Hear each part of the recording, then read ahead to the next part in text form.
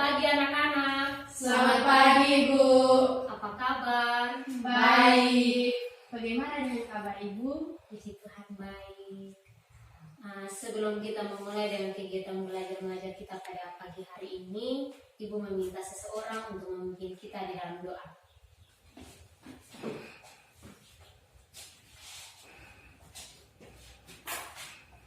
Baik, mari kita sama-sama menghadap Tuhan di dalam doa. Berdoa mulai.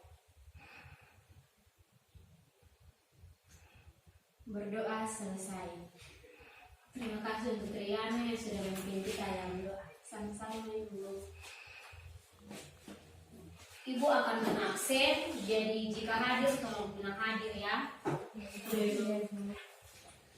Mas Rilopo, hadir Ibu. Renita Fuli, Hadir Ibu. Trivena Neolaka, Hadir Ibu. Triana Lopo, Hadir Ibu. ya, jadi hari ini semua hadir ya. Jadi materi kita pada pagi hari ini yaitu tentang sistem pernapasan. Tujuan pembelajaran kita pada pagi hari ini yaitu yang pertama, mampu menjelaskan pengertian pernapas. Yang kedua, mampu menjelaskan organ-organ yang terdapat dalam sistem pernapasan. Yang ketiga, mampu mengidentifikasi mekanisme pernapasan. Sebelum kita pelajari materi ini lebih dalam, Ibu ingin bertanya, apa yang dimaksud dengan sistem pernapasan? Ya, Trivena, apa itu sistem pernapasan? Sistem pernapasan adalah pertukaran oksigen dan karbon dioksida. Ya, betul. Mungkin ada pendapat lain atau semua pendapat sama seperti Trivena? Sama. Ya. Jadi sistem pernapasan itu adalah pertukaran antara oksigen dan karbon dioksida. Kenapa harus ada pertukaran oksigen dan karbon dioksida? Tentunya itu untuk memasukkan oksigen sebagai sumber energi. Dari gambar ini apa yang kalian ketahui? Yang mungkin Yana, silahkan.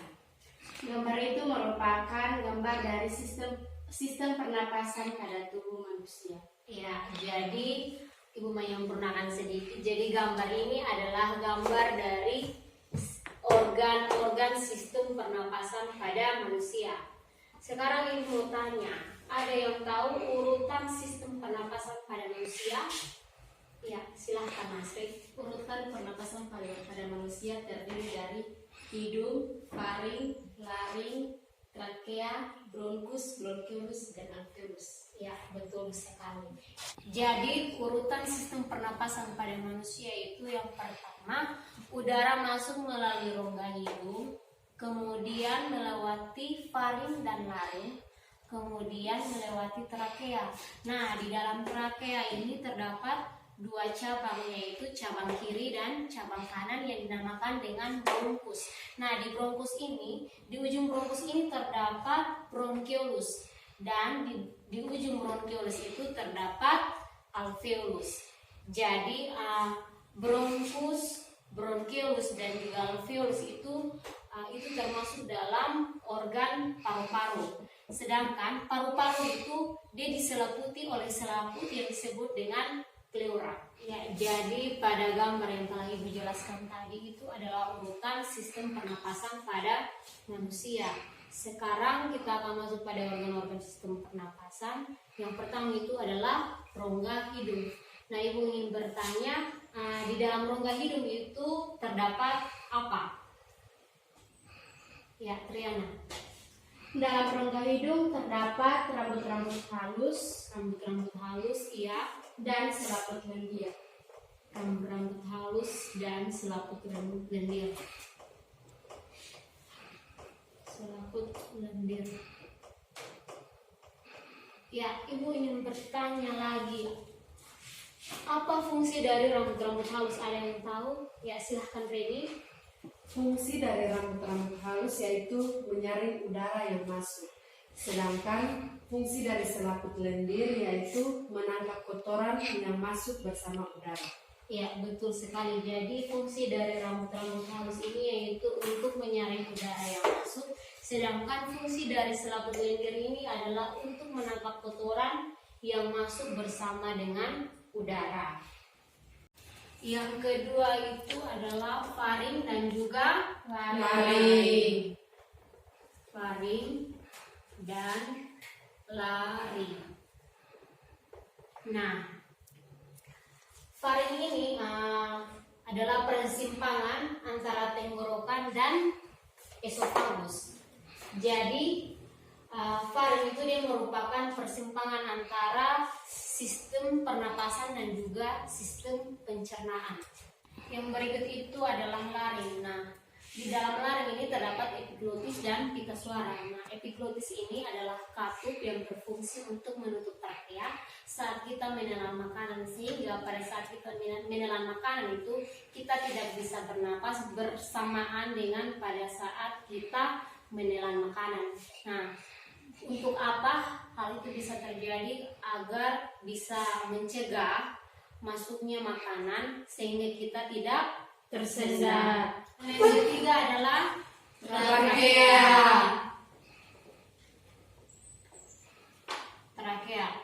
Trakea adalah batang tenggorokan atau yang bisa disebut dengan trakea yang terdapat di depan esofagus atau biasa disebut dengan kerongkongan. Nah, keduanya ini berada di daerah leher, yaitu saluran trakea itu tersusun atas gelang-gelang tulang rawan. Nah, ini yang disebut dengan gelang-gelang tulang rawan yang memanjang mulai dari leher hingga ke dada. Nah, di daerah dada trakea ini terdapat dua cabang, yaitu cabang kiri dan juga cabang kanan. Nah, cabang-cabang ini dinamakan dengan bronkus. Nah, bronkus ini juga akan bercabang-cabang lagi. Nah, di ujung-ujung bronkus ini cabang-cabang itu dinamakan dengan bronchiolus. Di ujung bronchiolus ini terdapat cabang yang disebut dengan alveolus. Jadi bronkus, bronchiolus, dan alveolus itu dia merupakan bagian dari organ paru-paru. Seperti yang tadi dijelaskan bahwa bronkus, bronchiolus, dan juga alveolus itu terdapat dalam organ paru-paru. Nah, di sini organ paru-paru itu dia terbagi menjadi dua bagian, yaitu bagian kiri dan juga bagian kanan. Jadi bagian kiri itu dia terdapat dua lobus, yaitu lobus superior dan juga lobus inferior. Sedangkan pada paru-paru bagian kanan itu dia terbagi menjadi tiga lobus, yaitu lobus superior, lobus medial, dan juga lobus inferior. Jadi tadi Ibu sudah jelaskan bahwa terdapat dua bagian paru-paru, yaitu paru-paru kiri dan juga paru-paru kanan. Nah, paru-paru kiri ini dia terbagi menjadi dua lobus saja, yaitu lobus superior dan juga lobus inferior. Sedangkan pada paru-paru kanan itu dia terbagi menjadi tiga lobus, yaitu lobus superior, lobus medial, dan juga lobus inferior. Jadi paru-paru kiri ini dia ini lebih kecil daripada paru-paru kanan. Kenapa bisa terjadi? Karena di dalam bagian paru-paru kiri ini dia cuma terdapat dua lobus, yaitu lobus superior dan lobus inferior, karena dalam paru-paru kiri ini dia harus berbagi tempat dengan organ jantung, sehingga dia lebih kecil daripada paru-paru kanan. Nah, seperti yang tadi dijelaskan bahwa di ujung bronchiolus itu terdapat alveolus. Nah, alveolus itu adalah gelembung-gelembung halus yang tersusun atas selaput-selaput tipis yang diselimuti oleh pembuluh darah kapiler. Di pembuluh darah inilah terjadi proses penyerapan oksigen dan juga proses pengeluaran karbon dioksida. Nah, pembuluh darah ini di dalamnya itu berisi darah-darah yang tentunya mengangkut oksigen dan karbon dioksida tersebut ke dalam sel-sel. Berikut itu adalah mekanisme pernapasan. Seperti yang tadi Ibu jelaskan bahwa oksigen itu akan masuk melalui rongga hidung, melewati faring dan juga laring, masuk ke dalam trakea, kemudian bercabang dua masuk ke dalam bronkus, kemudian bronchiolus, lalu di ujung ketika sampai di alveolus akan terjadi pertukaran oksigen yang masuk ke dalam darah. Nah, darah itu akan melepaskan karbon dioksida yang di bawah lagi ke alveolus, terus bronchiolus, lalu bronkus, trakea, laring, faring, dan juga rongga hidung. Dan disitulah terjadi respirasi, yaitu pengeluaran karbon dioksida. Nah, pernapasan ini dibagi menjadi dua, yaitu mekanisme inspirasi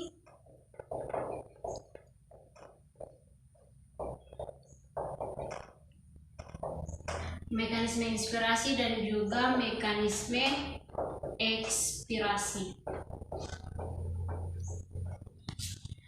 Jadi bagaimana udara itu bisa masuk, karena itu melibatkan otot tulang rusuk serta tulang rusuk dan juga diafragma.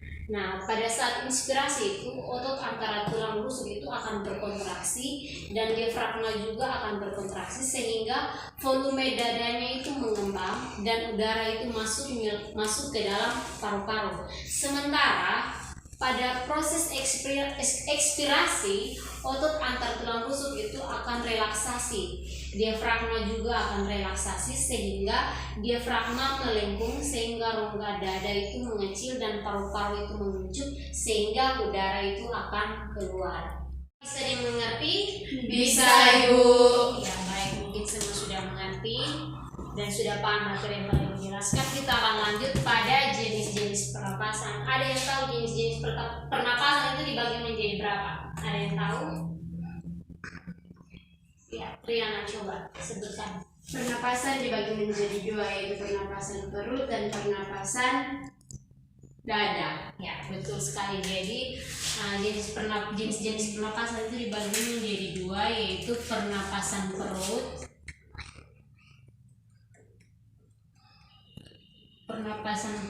dan juga pernapasan dada. Proses inspirasi pada pernapasan dada, yaitu otot antar tulang rusuk akan berkontraksi sehingga menyebabkan tulang rusuk itu akan terangkat, kemudian rongga dada itu akan membesar, tekanan paru-paru itu akan mengecil sehingga membuat udara luar itu akan menekan masuk. Yang berikut itu adalah pernapasan perut. Jadi pernapasan perut itu dia menggunakan otot diafragma. Jadi diafragma itu adalah sekat pembatas antara rongga dada dan juga rongga perut. Nah, pada proses inspirasi pada pernapasan perut itu diafragma itu akan berkontraksi sehingga diafragma itu akan mendatar. Diafragma yang mendatar itu akan memperbesar rongga dada sehingga tekanan paru-paru itu akan mengecil sehingga udara itu akan menekan masuk. Sedangkan pada proses ekspirasi itu diafragma itu akan relaksasi sehingga diafragma itu akan melengkung yang menyebabkan rongga dada itu mengecil sehingga tekanan udara pada paru-paru itu membesar dan udara itu akan keluar.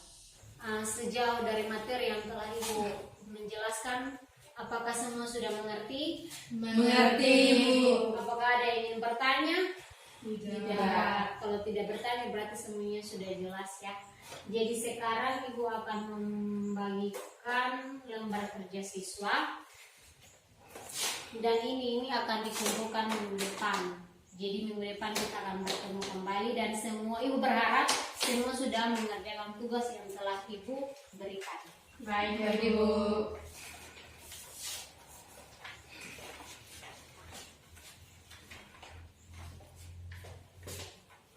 Ya, jadi demikian pertemuan kita pada siang hari ini. Terima kasih dan sampai jumpa.